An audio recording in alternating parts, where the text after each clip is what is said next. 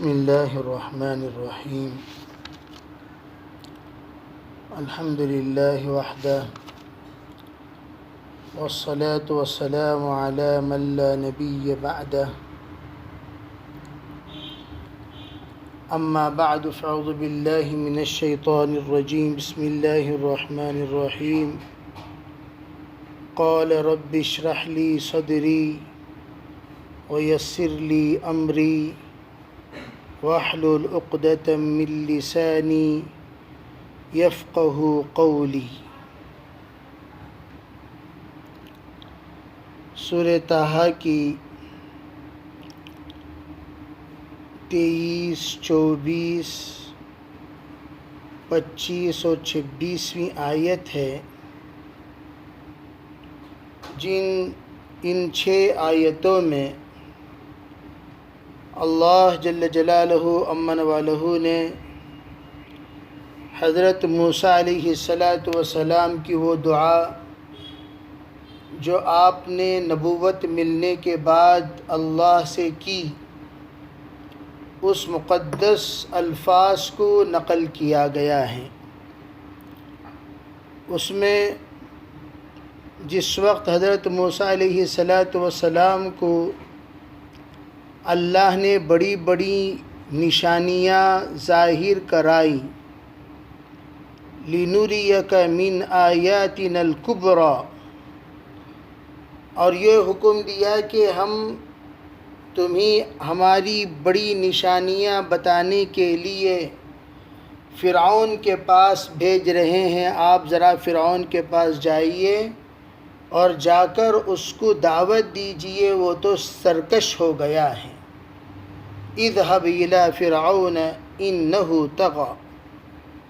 اس وقت میں حضرت موسیٰ علیہ السلام نے پہلی بات اس دشمن قوم اور خدائی کا دعویٰ کرنے والا مغرور انسان کے پاس جاتے ہوئے 3 چیزیں مانگی۔ پہلی بات یہ مانگی کہ اللہ میرے سینے کو مشرح کر دے، میرے سینے کو کھول دے، رب اشرح لی صدری۔ اب سینے کو کھول دے یعنی شرح صدر فرما دے، یعنی جس عنوان کو لے کر میں جا رہا ہوں اس عنوان پر سب سے پہلے میں مطمئن ہو جاؤں، ایسا شرح صدر ہو جاؤں اگر فرعون یا فرعون کے نمائندے جو بھی سوال کریں گے میں ان کو کھلم کھلا جواب دینے لگوں اور واضح طور پر جواب دینے لگوں، اور ایسا جواب دوں کہ ان کے دل میں بھی وہ بات اتر جائے۔ لیکن جواب دینے کے لیے آسان الفاظ بھی چاہیے۔ بعض لوگ جواب دیتے ہیں، جواب بھی سمجھ میں نہیں آتا، پھر سوال کرنے کی ضرورت پڑتی ہے کہ آپ نے جو جواب دیا اس جواب کی اور مزید وضاحت کیجیے۔ بعض مرتبہ علمی معیار کے اعتبار سے بھی آدمی کا جواب سمجھ میں نہیں آتا، اس لیے کہ سائل ادنیٰ درجے کا ہوتا ہے اور مسئول اعلیٰ درجے کا ہوتا ہے۔ جب اعلیٰ درجے کے عالم کے پاس ادنیٰ درجے کا سائل سوال کرے اس کے اصطلاحی الفاظ اس کو سمجھ میں نہیں آتے۔ جیسے حضرت شیخ الہند رحمۃ اللہ علیہ فرماتے ہیں، میں ایک مرتبہ کتاب لے کر حضرت قاسم نانوتوی علیہ الرحمہ کے پاس گیا اور میں نے پوچھا حضرت اس کا جواب دیجئے۔ حضرت نے جواب دیا تو جو جواب دیا وہ مجھے سمجھ میں نہیں آیا، کہا حضرت اور ہلکے الفاظ میں سمجھائیے۔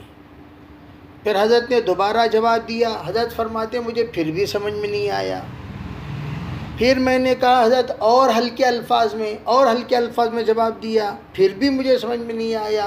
تھوڑی سی بات پلے پڑی، کہا اور ہلکے الفاظ میں۔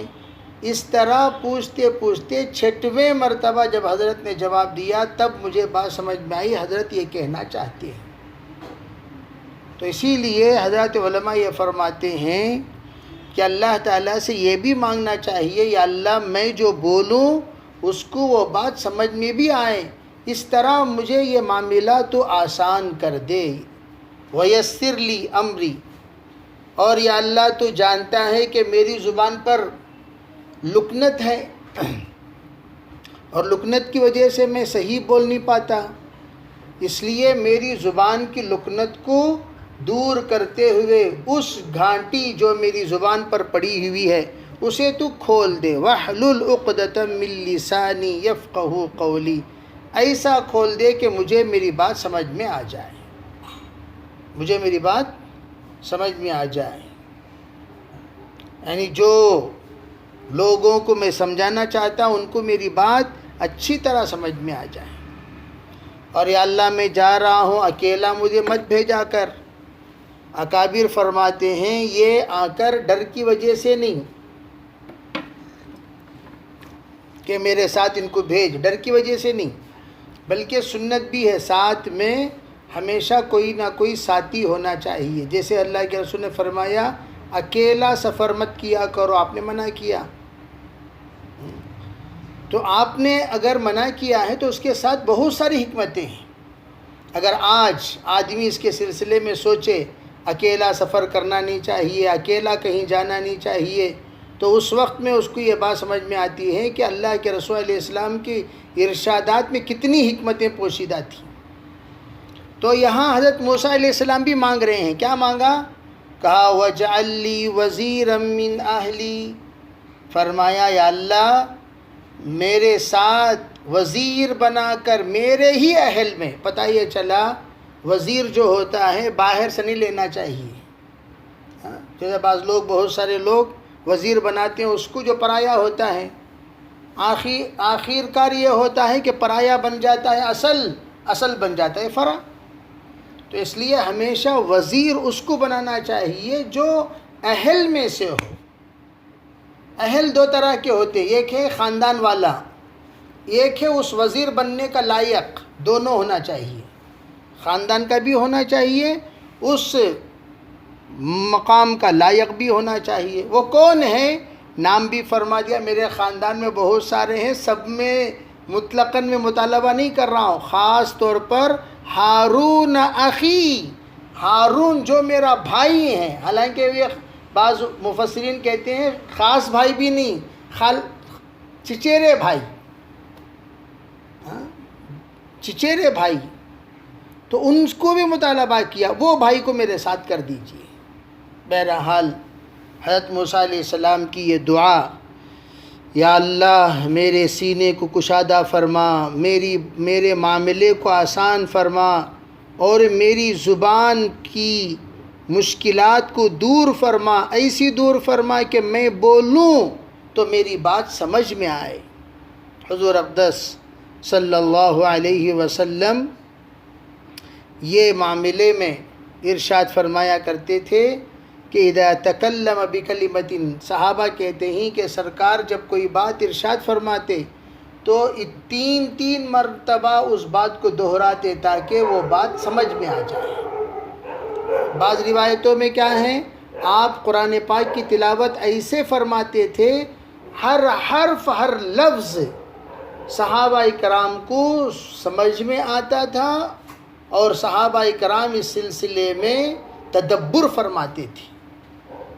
تو یہ دعا، یہ عمومی دعا ہے، رب اشرح لی صدری۔ اب علماء یہ فرماتے ہیں جب بھی تم کوئی قرآن پاک کی تلاوت کرو یا کوئی چیز سمجھنے کے لیے جاؤ، کوئی بات کہنے کے لیے جاؤ، تو یہ دعا مانگ لیا کرو، رب اشرح لی صدری والی دعا، اللہ رب العزت معاملے کو آسان فرمائیں گے۔ پھر اپنے فضل سے اللہ تعالیٰ جس کو ہم کوئی بات سمجھانا چاہتے ہیں اللہ سمجھائیں گے۔ اللہ تعالیٰ ہمیں عمل کی توفیق عطا فرمائے۔ اس میں بہت ساری تفصیلات ہیں، انشاءاللہ کل وہ باتیں آپ حضرات کے سامنے عرض کی جائیں گی۔ اللہ تعالیٰ جو باتیں کہی گئیں اس پر عمل کی توفیق عطا فرمائے۔ جزاکم اللہ خیراً جزا و احسن جزا، وآخر دعوانا الحمدللہ رب العالمین۔